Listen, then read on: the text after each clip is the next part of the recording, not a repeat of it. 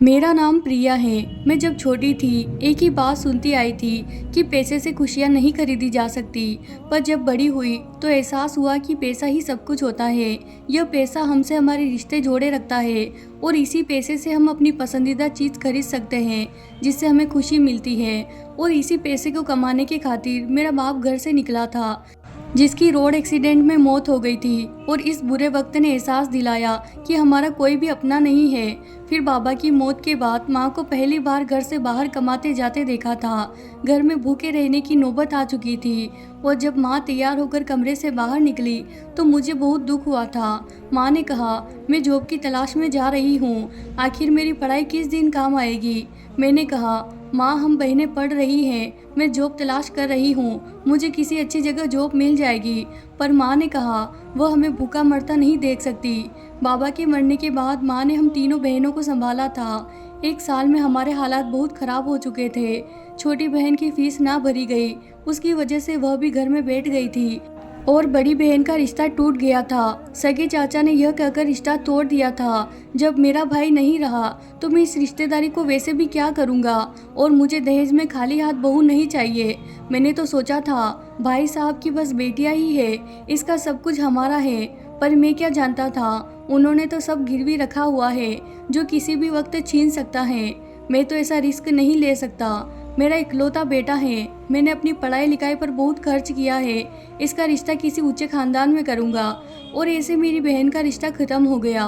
चाचा के अलावा भी किसी रिश्तेदार ने आगे बढ़कर हमारे सर पर हाथ नहीं रखा था, क्योंकि मेरा बाप का साया सर पर नहीं था। जब बाप का साया सर पर ना रहे तो किसी और का साया कभी हमें छाँव नहीं दे सकता। हमारे घर का माहौल अजीब सा हो चुका था। मैं स्कूल से पढ़कर सीधा बच्चों को ट्यूशन देने चली जाती और शाम के वक्त वापस आती। और मुझे खाना भी माँ देती थी। मुझे अपनी माँ के साथ खाना खाने की आदत थी, पर आज वह लेट हो गई थी। कितनी देर टेबल पर बेटी खाने को देखती रही और फिर से रोने लगी थी। इस खाने की खातिर माँ बाहर जा रही थी। ना जाने लोग कैसा सलूक करते होंगे मेरी माँ के साथ। काश बाबा जिंदा होते तो हमारी ज़िंदगी ऐसी वीरान ना होती। पता नहीं वह कौन सा शख्स था जिसको मेरे बाबा पर रहम नहीं आया था। हर रोज़ हजारों एक्सीडेंट होते हैं जिनमें किसी का भाई, किसी का पति और किसी का बेटा अपनी जान से चला जाता है। काश हम इन चीज़ों का सही इस्तेमाल करना सीख ले, पर इंसान कभी नहीं सुधरते। कई हादसे हुए, सैलाब आया, कोरोना आया, पर कभी हम नहीं सुधरे। हमने हमेशा अपनी मर्जी की, हमेशा दूसरों को नुकसान पहुंचाया, हमेशा दूसरों को लूट कर इंसान को बस अपनी जान की परवाह है। काश हम दूसरों की जान की परवाह भी कर ले। अब तो बाबा के चले जाने के बाद मुझे अपना ही घर काट खाने को दौड़ रहा था। मेरा अपने ही घर में दिल नहीं लगता था।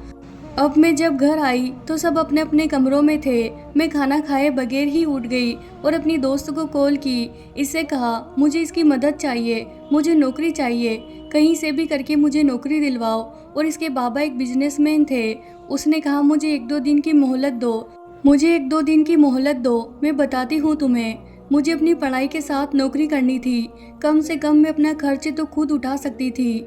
बड़ी बहन भी हर रोज़ मायूस घर लौटती थी, पर अभी तक माँ को नहीं बताया था। वो उनके जाने के बाद नौकरी तलाश करने जाती थी, क्योंकि माँ ने सख्ती से मना कर दिया था। माँ कहती, तुम्हारे बाबा जिंदा होते तो कभी अपनी बेटियों के यूँ परेशान ना होने देते, बल्कि उनकी तो दिली ख्वाहिश थी तुम बहनों को अपने घर का होता देखने की। और मैं नहीं चाहती, जैसे जमाने के हालात हैं, तुम बहनें घर से बाहर निकलो। और सच कहते हैं, एक माँ में एक माँ और बाप दोनों बनने की सहूलियत होती है, पर एक बाप में माँ बनने की सहूलियत नहीं होती है। मेरी माँ दिन रात बस हमारे लिए मेहनत कर रही थी। और इसी दौरान मेरी बहन का रिश्ता तय हो गया और माँ ने सादगी से विदाई कर दी। दूसरी तरफ चाचा ने मेरी बहन को ठुकराया था। उनका अपना बेटा अपनी बीवी को लेकर घर जमाई बन चुका था और चाचा लोगों की बातों से मुंह छुपाते घर से बाहर नहीं निकलते थे। पर सुना था चाचा अब पछता रहे हैं, पर अब उनके पछताने से सब ठीक नहीं हो जाना था। जिंदगी के दिन यूं ही गुजर रहे थे, उदास बोरिया से भरे। जब एक दिन मेरी दोस्त, जिसकी जल्दी शादी हो चुकी थी, उसने बताया कि हमारे शहर में एक डॉक्टर है और वह अपनी डिलीवरी भी वहीं से करवाना चाहती है, क्योंकि वह 5 मिनट में औरत की डिलीवरी करवा देता है। इस बात ने मुझे हैरान किया था। भला ऐसा कौन सा डॉक्टर पैदा हो गया जो अकेला यह सब काम करता है। मेरी दोस्त प्रेग्नेंट थी जब इस डॉक्टर के पास गई तो मुझे अजीब सा महसूस हुआ, क्योंकि इसके क्लिनिक में कोई दूसरा डॉक्टर नहीं था और लेबर रूम में इसके साथ किसी तीसरे को जाने की इजाज़त नहीं थी। डॉक्टर ने मेरी दोस्त को 1 महीने बाद आने को कहा, क्योंकि अभी बच्चे की पैदाइश में टाइम था। मैं उसे रोकती रही, इसकी माँ ने भी इसे समझाया, पर इस पर तो जैसे कोई भूत सवार था। पर मैंने देखा इसकी तबीयत खराब रहने लगी थी, पर वह कहती इस कंडीशन में ऐसा होता है। और जब दोबारा 1 महीने बाद इस 65 साल डॉक्टर के पास पहुंची तो मैं पहले लेबर रूम में छुप गई। इसके बाद जो कुछ मैंने देखा, मुझे अपनी आंखों पर यकीन नहीं आया था। मैंने जल्दी इस डॉक्टर को धक्का दिया, इससे कहा, तुम ऐसे काम करते हो, तुम डॉक्टर के रूप में छुपे भेड़िए हो जो लोगों की जानों से खेलता है। तुम जैसे लोगों को तो इस दुनिया में जीने का कोई हक नहीं है। तो इस पर वह डॉक्टर मुझ पर चीख पड़ा, कहने लगा, हाँ, मुझ जैसे लोगों को जीने का कोई हक नहीं, क्योंकि तुम जैसे लोग हमें जीने नहीं देते। मैं कोई अनपढ़ इंसान तो नहीं था। दिन रात मेहनत कर कर डिग्री हासिल की, क्योंकि मेरी माँ कहती थी कि बेटा हम पढ़े लिखे होते तो तुम लोगों को भूखा ना मरने देते, अच्छी जिंदगी देते। पर जब मैं एक उम्र को पहुंचा तो यह जान गया, रोटी पढ़ाई नहीं देती बल्कि हुनर देता है। इस महंगाई के दौर में अपने घर वालों की रोटी पूरी करना बहुत मुश्किल हो चुका था। कई लोगों ने खुदकुशी कर ली, क्योंकि वह अपने बच्चों को भूखा मरता हुआ नहीं देख सकते थे। और अगर औरत घर से बाहर निकलती कमाने को तो इसको नोच खाने का कोई मौका हाथ से न जाने दिया जाता। हमारी यह दुनिया कहने को अच्छी है, पर यह लोग खुद कुछ अच्छा नहीं करते। लोग यह भूल चुके हैं हमसे ही दुनिया बनती है, पर हम इंसानियत के दर्जे से भी गिर चुके हैं। जब दुनिया ऐसी हो तो इंसान भी वैसे ही मिला करता है। और कुछ लोग मेरे जैसे होते हैं जिनसे मजबूरियां गरीब इंसान से बहुत कुछ करवा देती हैं, और जो सीधे रास्ते से पैसे कमाना चाहते हैं उन लोगों को कोई पैसा कमाने नहीं देता है। मैं नहीं देख सकता था अपने सामने अपनी बहन भाइयों को मरते हुए, उनके लिए कमाने निकला। मेरी माँ ने मरते वक्त वादा लिया था, मैं अपने छोटे बहन भाई का ख्याल रखूंगा। इस वादे को निभाने के लिए मैं बहुत दूर निकल आया था, इतना दूर कि मेरा अब लौट जाना नामुमकिन है। मैं नहीं समझता जो काम मैंने शुरू किया इसमें कोई बुराई है, क्योंकि मैंने यह समझना छोड़ दिया अच्छा क्या है और बुरा क्या है। इतनी मेहनत करके मैंने ग्रेजुएशन की थी, नौकरी के लिए मारा मारा फिरता था, पर आज के दौर में ग्रेजुएशन को बस हाथ की धूल समझा जाता था। मुझे तो कहीं कोई चपरासी भी नहीं रख रहा था। दिन भर मारा मारा फिरता, और फिर एक दिन घर आया तो मैंने देखा मेरी बहन बुखार से तड़प रही थी। हम 3 भाइयों की एक ही बहन थी, मेरी तो इसमें जान बसती थी। पर मेरी बहन ने मुझे कभी नहीं बताया कि वह कहीं काम करने जाती है, और यह बात मुझे बहुत देर से पता चली थी, पर तब तक बहुत देर हो चुकी थी।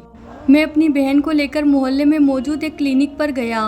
उन्होंने पहले फीस मांगी और मेरे पास तो इतने पैसे नहीं थे। मैंने मिन्नत की, पर डॉक्टर ने कहा मेरी फीस नहीं दे सकते तो अपनी बहन की दवाई कहीं और से ले लो और यहाँ से दफ़ा हो जाओ। कहाँ से पागल आ जाते हैं, जैसे इनके बाप का क्लिनिक हो।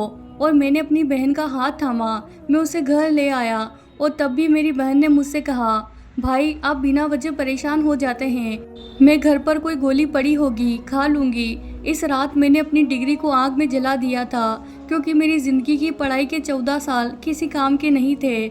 मैंने तो अपना वक्त और पैसा बर्बाद किया था।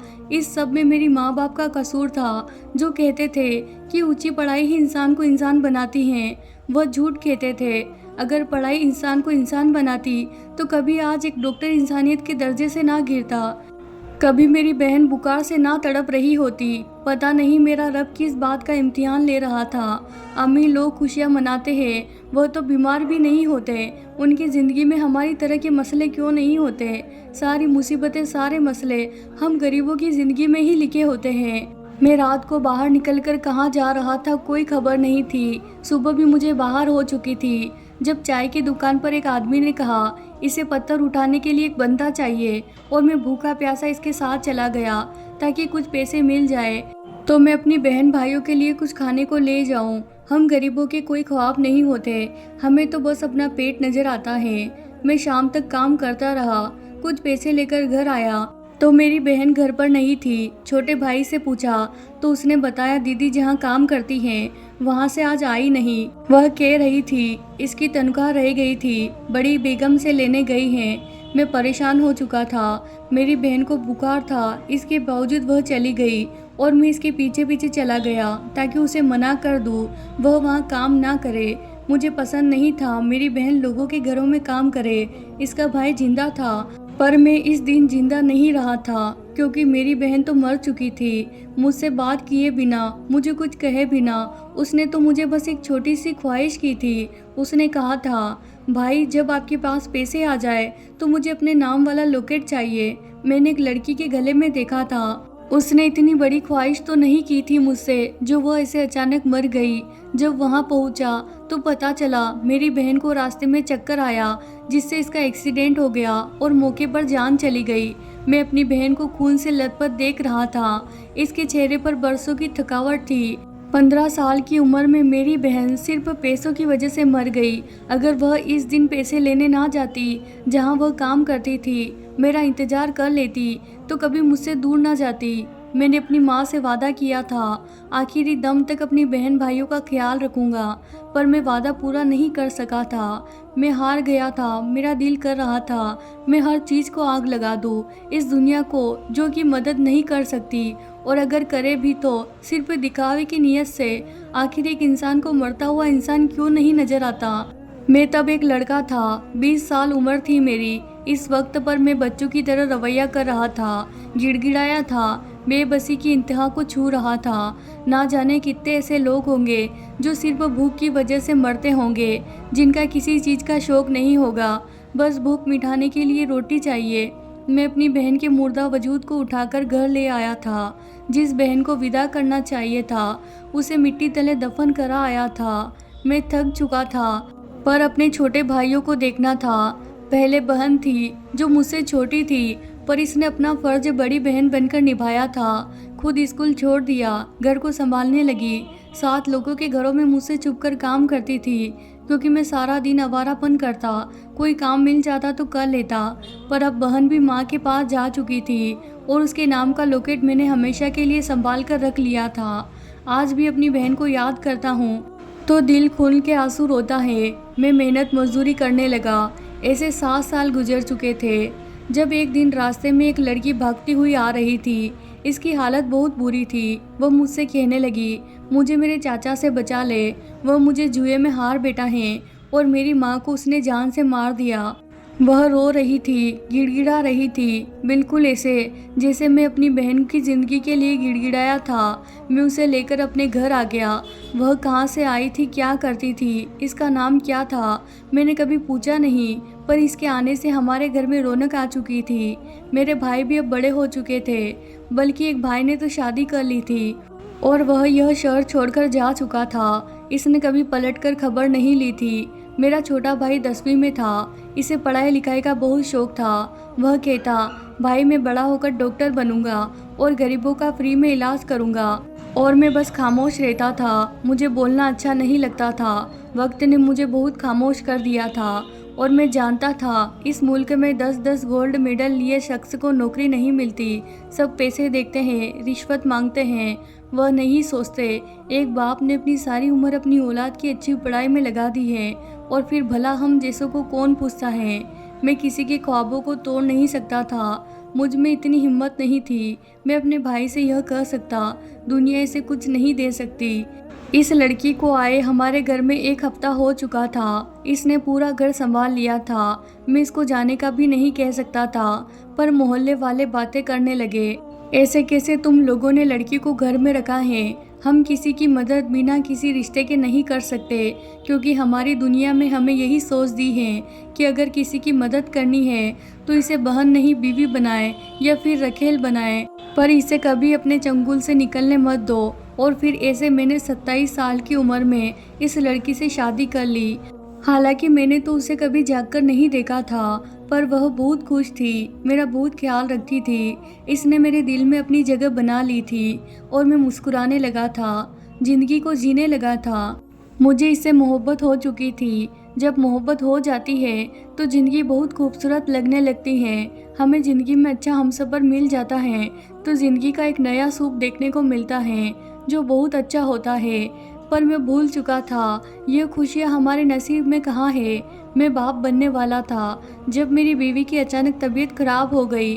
डॉक्टर ने कहा ऑपरेशन से बच्चा पैदा होगा और इतने पैसे लगेंगे, और मैं पैसों का इंतजाम करने मारा मारा फिरता रहा।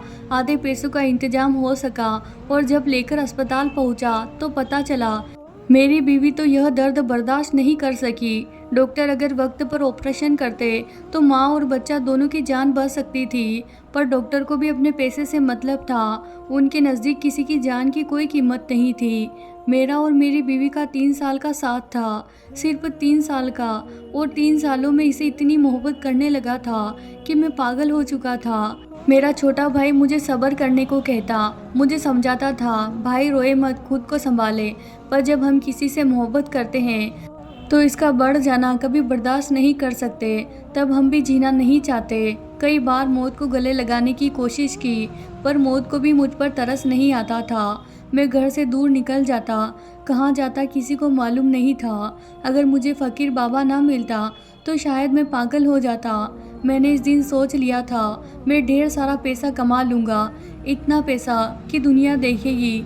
मैं अपनी बीवी के गुजर जाने का दुख भूल नहीं सका, और शायद यही सच था। मैंने अपनी ज़िंदगी में बहुत कुछ खो दिया था, अपने माँ बाप, अपनी बहन और फिर अपनी बीवी और बच्चा। इस इंसान से कभी पूछना जिसने अपना एक एक रिश्ता खो दिया हो, वह बताता है किसी अपने को खो देने का दुख अंदर से मार देता है, ज़िंदगी बेरंग हो जाती है। और मैंने तो बहुत कुछ खो दिया था। हर वह रिश्ता खो दिया जिससे मुझे मोहब्बत थी, जिनके लिए मैं जीता था।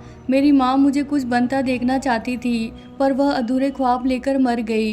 फिर मेरी बहन और फिर मेरी बीवी, हमने मिलकर अपने बच्चों के लिए कितने ख्वाब देखे थे, पर सोचा नहीं था ऐसा भी होगा। मेरा हर ख्वाब अधूरा रह गया था। ज़िंदगी ने एक बार फिर से मेरा इम्तिहान लिया था, पर अब की बार सब खत्म हो गया था। मैं जिस रास्ते पर निकल आया था इसका अंजाम बहुत बुरा था, पर मैंने सोच लिया था मैं बहुत पैसे कमा लूँगा, इस दुनिया से आगे निकल जाऊँगा। और फिर मैं फ़कीर बाबा के साथ मिलकर जादू करने लगा, जादू सीखने लगा। और मेरी मुलाकात एक गायनेकोलॉजिस्ट से हुई जो फ़कीर बाबा से ताबीज़ लेने आई थी, जिसे बाबा के कहने पर मुझे अपने साथ रख लिया और मैं इसका काम को सीखने चला गया। हमारा मकसद कुछ और था, और फिर मैंने शहर बदल लिया और अपने भाई को दूसरे मुल्क भेज दिया था ताकि वह वहां जाकर अपनी ज़िंदगी बना सके, हर ख्वाब पूरा कर सके जो इसकी आंखों ने देख रखे हैं। और इसने कभी मुझसे नहीं पूछा भाई आपके पास इतना सारा पैसा कहाँ से आता है, पर मैं क्या बताता जो काम मैं करता हूँ इसकी कोई माफ़ी नहीं है, पर मैं किसी को ना बताता। अगर आज तुम मुझे देख ना लेती। हाँ ये सच है, मैं डॉक्टर नहीं हूँ, मैं एक काला जादू करने वाला हूँ जो काले जादू की मदद से औरतों की डिलीवरी करवाता है, जिससे अमावस की रात को एक बच्चा जिन ले जाता है, जिससे उसको ताकत मिलती है।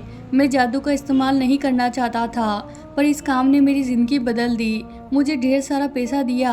आज मेरे पास सब कुछ है, अपना घर, गाड़ी, दौलत और यह दुनिया जिसने कभी किसी को कुछ नहीं दिया, इसे मैं भी कुछ नहीं दे सकता था। इसीलिए मैं बंगाली जादू से लेकर हर वह जादू सीखा जिस इंसान को अपना गुलाम किया जा सकता है, जिससे मैं अपना काम निकलवा सकता था। और जिन इस काम में मेरी मदद करते हैं, औरतें अपनी मर्जी से मेरे पास आती हैं, पर वह नहीं जानती इसके बाद वह कभी माँ नहीं बन सकती। और कुछ औरतें थोड़ी वक्त के बाद वह अपना बच्चा भी गंवा बैठती हैं, और मुझे अपने किए पर कोई पछतावा नहीं, ना मुझे कोई शर्मिंदगी है और ना ही मेरा कोई मुकाबला कर सकता है, क्योंकि मेरे जादू में बहुत ताकत आ चुकी है। मैं कौन हूँ, क्या हूँ, कोई नहीं जानता। तुम्हें भी सब इसीलिए बता दिया क्योंकि तुमने मुझे देख लिया, और अब तुम लोगों को बता भी दोगी तो कोई तुम्हारी बातों का यकीन नहीं करेगा, क्योंकि यह लोग अकल के अंधे हैं। उन्हें सिर्फ वही नज़र आता है जो यह देखना चाहते हैं। वह डॉक्टर जो सब कुछ बताकर दोबारा अंदर जा चुका था, जिसके पास मेरी दोस्त आई थी, जिसको प्रेग्नेंट औरत पर जादू करते मैंने देख लिया था, इसमें तो सब कुछ बता दिया था। पर मैं उस मासूम बच्चों की ज़िंदगी के साथ खेलने नहीं दे सकती थी। वह कैसे मासूम बच्चों को जिन्न को खुश करने के लिए दे सकता था, वह कैसे एक माँ की गोद को उजाड़ सकता था। आखिर लोग ऐसे नकली डॉक्टर के पास क्यों जाते हैं? अगर एक डॉक्टर हैरानगी वाला काम कर रहा है तो क्यों किसी ने तवज्जो नहीं दी? हर वाकई के पीछे एक कहानी होती है। तो दोस्तों ये हमारी आज की कहानी। अगर आपको कहानी पसंद आई है तो इसे लाइक करें, और अगर आप हमारे चैनल पर नए हैं और अभी तक आपने हमारे चैनल को सब्सक्राइब नहीं किया है तो कर ले और बेल आइकन को प्रेस कर दें, ताकि हमारे आने वाली नई वीडियो की नोटिफिकेशन सबसे पहले आपको मिले। Thanks to watching my videos.